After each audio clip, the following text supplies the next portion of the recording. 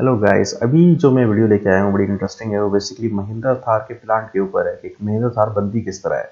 एक बहुत बड़ा ब्रांड है इंडिया का और बहुत मजबूत रफ एंड टफ गाड़ियाँ इनकी होती है। ज़रा टाइटल पे नोट कीजिएगा, फैक्ट्री महिंद्रा थार द थर मैन्युफैक्चर एंड थर प्रोडक्शन। इनकी मैन्युफैक्चरिंग प्रोडक्शन दिखाई है इसके अंदर। ये मशीन हंटर एडवांस का जो है लिंक है आपको डिस्क्रिप्शन में मिल जाएगा। चलिए पहले इस वीडियो को देखने के बाद थोड़ा सा इसके ऊपर रिएक्ट करते हैं।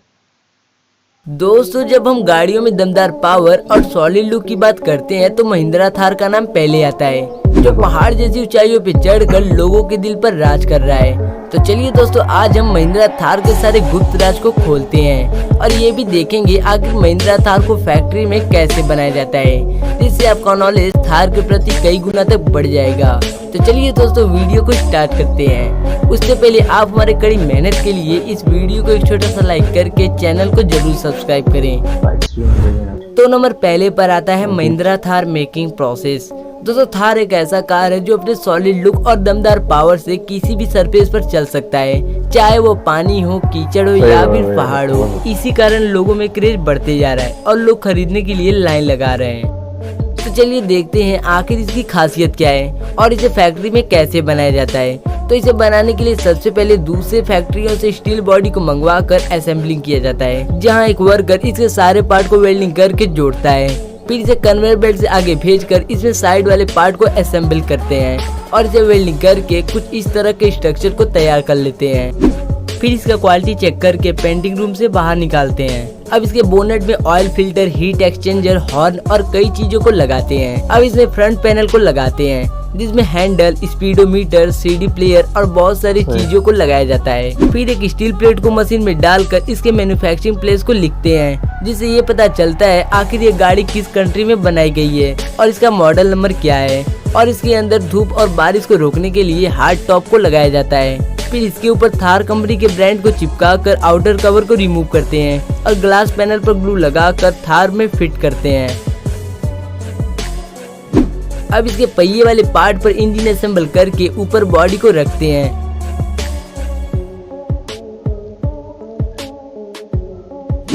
फिर इसे स्टार्ट करके टेस्टिंग प्रोसेस किया जाता है और पेंट क्वालिटी का इंस्पेक्शन करके वाटर से धुलते हैं, जिससे आपके घर एक क्लीन थार पहुंचता है। अब नंबर दूसरे पर आता है ट्रैक्टर मेकिंग प्रोसेस। दोस्तों, ट्रैक्टर किसानों के लिए वरदान है, जो खेतों को चीरते हुए प्लगिंग करता है और अपने पावर से लोडेड ट्रॉली को एक जगह से दूसरी जगह तक पहुंचाकर किसान भाइयों के काम को आसान करता है। तो इसे बनाने के लिए सबसे पहले स्टील शीट को बेंडिंग मशीन में डालकर छोटे छोटे पार्ट का आकार देते हैं। फिर इन पर रेड कलर पेंटिंग करके सारे पार्ट को जोड़ते हैं, जिस पर कंपनी का स्टिकर और लाइट को लगाकर बॉडी को तैयार कर लेते हैं। तो इंजन को बनाने के लिए आयरन स्क्रैप को भट्टी में डालकर पिघलाते हैं और इन्हें इंजन के डाई में निकालकर इंजन के अलग अलग पार्ट का शेप देते हैं। फिर इसके एक्स्ट्रा पार्ट को कटिंग करके सिलेंडर को क्लीन करते हैं, जिससे सिलेंडर के अंदर मौजूद पिस्टन घिस कर खराब नहीं होता है।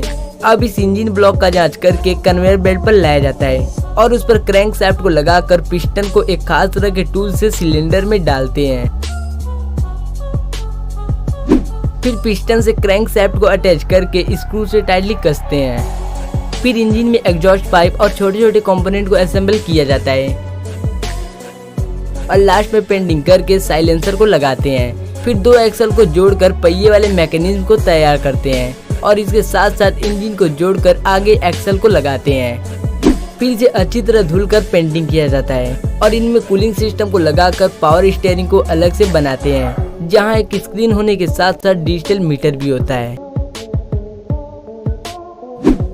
फिर कैप को बनाया जाता है, जहां सभी पार्ट को असेंबल करके बने हुए पावर स्टीयरिंग और सीट को लगाते हैं। अब कैप पर छतरी लगाकर उस पर लाइट और मिरर को लगाते हैं। फिर रेड कलर के व्हील कवर को असेंबल करके कैप को कुछ इस तरह से तैयार कर लेते हैं। अब इस कैप को इंजन वाले बेस पर असेंबल करके फ्रंट कवर को लगाते हैं।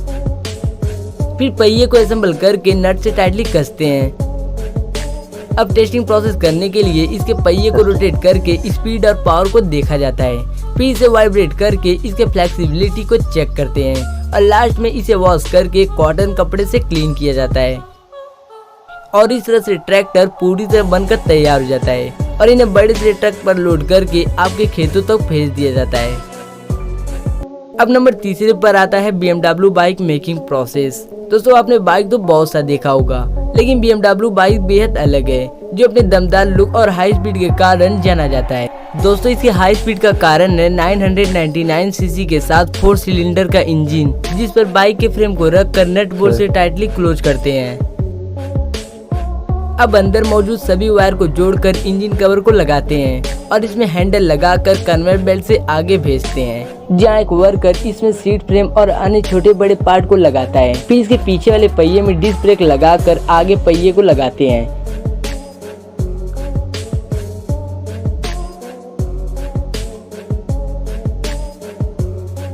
अब पीछे लगे डिस्क ब्रेक के साथ पहिए को लगाकर साइलेंसर को लगाया जाता है। फिर से टैंक वाले पार्ट पर कवर लगाकर स्क्रू से टाइटली कसते हैं और BMW लोगो वाले कवर को लगाकर स्क्रू से टाइटली कसा जाता है। अब इसे सीट को लगाकर बैक पैनल को लगाते हैं और इसे अच्छी तरह क्लीन करके कन्वेयर सिस्टम से टेस्टिंग प्रोसेस की ओर भेजते हैं, जहां एक राइडर बाइक में चाबी लगाकर सेल्फ से स्टार्ट करता है और इसके हाई स्पीड को चेक करके सभी गियर लगाकर ब्रेक सिस्टम को चेक करता है और इस तरह इसका टेस्टिंग प्रोसेस सफल होता है। तो दोस्तों क्या आपने कभी इस बाइक को सड़क पर चलते हुए देखा है? कमेंट कर जरूर बताएं। आप लोगों ने एक बात नोट की इसके अंदर, हमने कुछ ब्रांड सुने थे, बेंटले या आई थिंक रोल्स रॉयस, कोई ब्रांड था जो कि टोटली हैंडमेड गाड़ी थी ना, जो कि हाथ से बनती थी, उसके ऊपर लिखा होता भाई ये हाथ से बनी हुई है। तो मेरी समझ में नहीं आ रहा कि अभी हमने महिंद्रा का प्लांट देखा, इसके अंदर तकरीबन वो बेचारे तकरीबन सारे हाथों से ही काम कर रहे हैं। मशीनरी का काम चल रहा है, ऐसी बात नहीं कि मशीन से जो काम मशीन से हो सकता है, लेकिन हर चीज़ में मशीन के साथ वो हाथ इन्वॉल्व हो रहा है। वो कहीं लग रहा है, कोई कर रहा है, कहीं कुछ लगा रहा है, फिर वो उसके बाद नट कस रहा है, जो भी है।